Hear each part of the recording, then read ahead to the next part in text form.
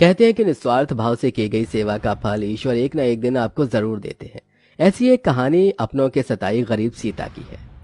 अंगूर ले लो अंगूर, ताजे रसीले मीठे अंगूर। हे राम जी, आज तो 1 रुपए का भी अंगूर नहीं बिका, दया करो भगवान। पूरा बाजार सीता को गरीब अंगूर वाली बूढ़ी अम्मा के नाम से जानता।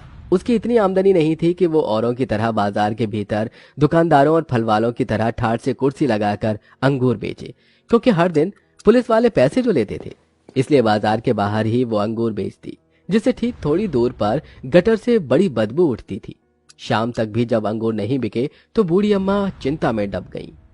अंगूर ले लो अंगूर, रसीले मीठे अंगूर। तब जाकर एक औरत आई। अरे ओ अंगूर वाली अम्मा, क्या भाव दिए हैं अंगूर? 15 रुपए पाओ, पर 50 में 1 किलो लगा दूंगी बेटी, ले लो। सुबह से बैठी हूँ, अभी तक बोहनी भी नहीं हुई। ठीक है, 1 किलो कर दो।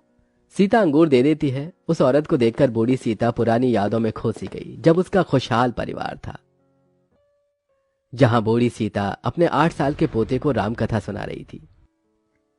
फिर क्या हुआ दादी माँ? फिर राम जी ने बड़े बड़े राक्षस को धनुष से मार भगाया। इतने में सीता की बहू अपराजिता वहां धमकती है।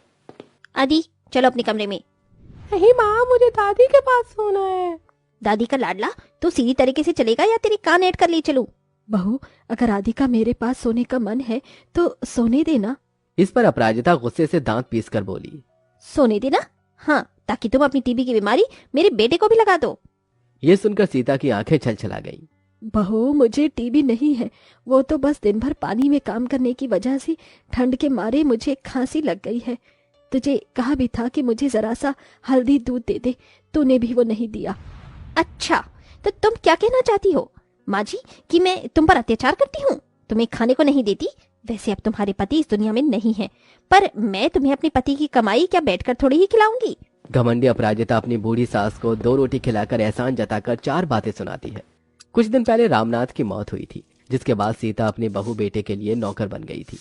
उस रात बूढ़ी सीता की आंखों से बहते आंसुओं से तकिए को भिगोती रही। फिर एक दिन, देखो सतीश, मैं तुम्हारी बूढ़ी माँ का बोझ इस घर में और नहीं उठाऊंगी। मैं जा रही हूँ। बैठी बैठी 10-10 रोटी खा जाती है बुढ़िया, फिर भी बुढ़िया का पेट नहीं भरता। बहू, अब ये बुढ़िया तुझसे एक भी रोटी नहीं मांगेगी। तुम दोनों के लिए मैं ही कलेश की जड़ हूँ। तो ठीक है, मैं जा रही हूँ, खुश रहना। जाते जाते भी बूढ़ी सीता उन्हें दुआएं देती है।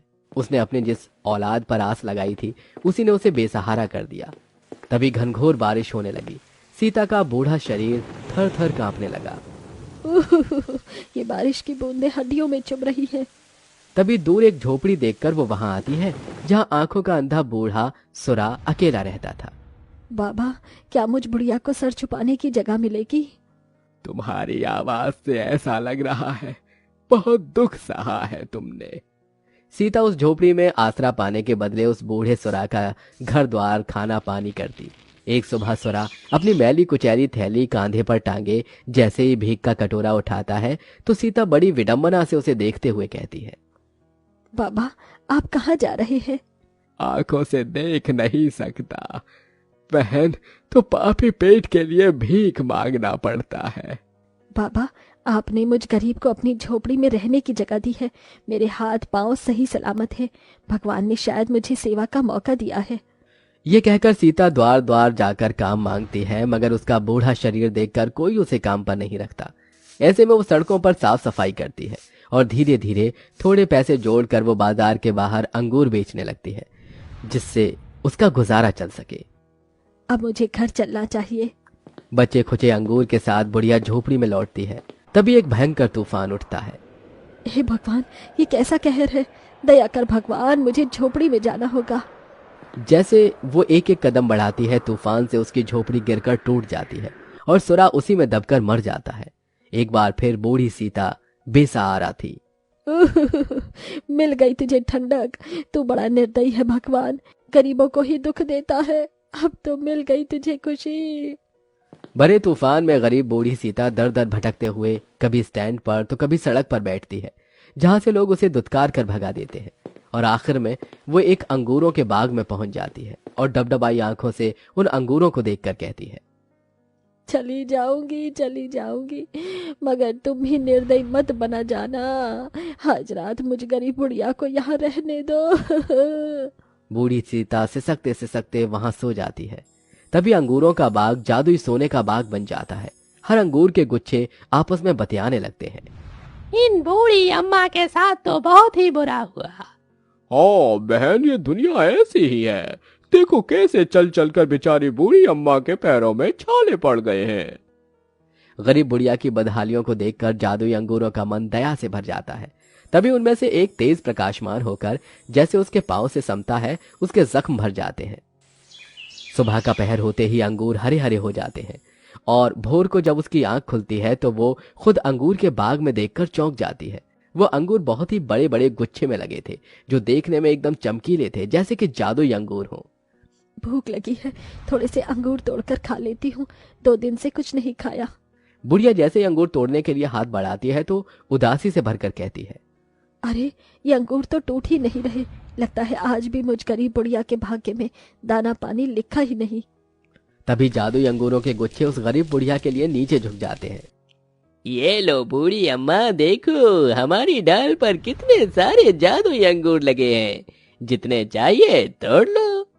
बुढ़िया जादुई अंगूरों को बोलता देखकर खुद में बड़बड़ाने लगी। अरे कहीं मैं बढ़ते बुढ़ापे में सठिया तो नहीं गई हूँ? अंगूर बोल रहे हैं। क्योंकि हम जादुई अंगूर हैं बूढ़ी अम्मा, अब लो खा लो हमें।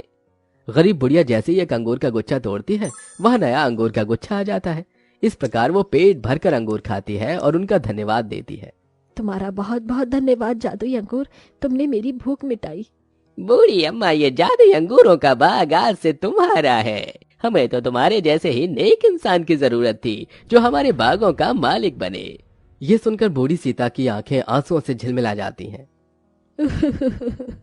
अरे तुम रो रही हो बूढ़ी अम्मा, तुम परेशान मत हो, तुम्हें हमारी जड़ में पानी नहीं पटाना पड़ेगा, हम जादुई अंगूर हैं। मैं इसलिए नहीं रो रही, बल्कि मेरे सगे बेटे बहू ने मुझे मान सम्मान नहीं दिया। मेरी औलाद ने भी मुझे बढ़ते बुढ़ापे में वनवास दे दिया, पर तुमने मुझ बुढ़िया को इस जादुई अंगूर के बगीचे में अधिकार दिया। पर जादुई अंगूर, मेरे पास रहने का कोई घर ठिकाना ही नहीं। क्या तुम मुझे एक घर दे सकती हो? हाँ हाँ, क्यों नहीं अम्मा। तभी जादुई अंगूर इठलाते हुए डालियों से टूट टूट कर गिरते जाते हैं और देखते ही देखते अंगूर का एक बड़ा प्यारा घर सीता के लिए बन जाता है, जो कि बहुत ही मनभावन था। ये लो अम्मा, तुम्हारा अपना अंगूर घर। बहुत बहुत धन्यवाद जादुई अंगूर। सीता अब अपने अंगूर घर में रहकर जादुई अंगूर के बाग की देखभाल करने लगती है। साथ ही जादुई अंगूर तोड़कर बाजार में भी बेचती है। अंगूर ले लो अंगूर, रसीले मीठे बाग के ताजे अंगूर। अरे वाह बूढ़ी अम्मा, तुम्हारे इस बार के अंगूर तो बड़े चमकदार और रस भरे हैं, जैसे कि जादुई अंगूर हो। जरा एक चखाना। ये लो भैया। ग्राहक जैसे जादुई अंगूर का एक फांक खाता है तो खूब बड़ाई करता है। अरे वाह वाह वाह, ये अंगूर तो एकदम अमृत जितना मीठा है। 2 किलो दे दो अम्मा। अभी लो भाई। 1 किलो अंगूर मुझे भी देना बुढ़िया अम्मा। हाँ हाँ, सबको मिलेगा, सब्र रखो। इस तरह गरीब बुढ़िया जादुई अंगूर बेचकर अपनी जिंदगी उस अंगूर के बाग के आसरे हंसते हंसते मुस्कुराते काट लेती है। वक्त के साथ उसका जादुई अंगूरों से एक परिवार की तरह लगाव और मेल जोल बन गया था। तो देखा आपने कैसे अपनी नेक नियति और अंधे सुरा की गई सेवा का फल उस गरीब बुढ़िया को जादुई अंगूर के रूप में मिला।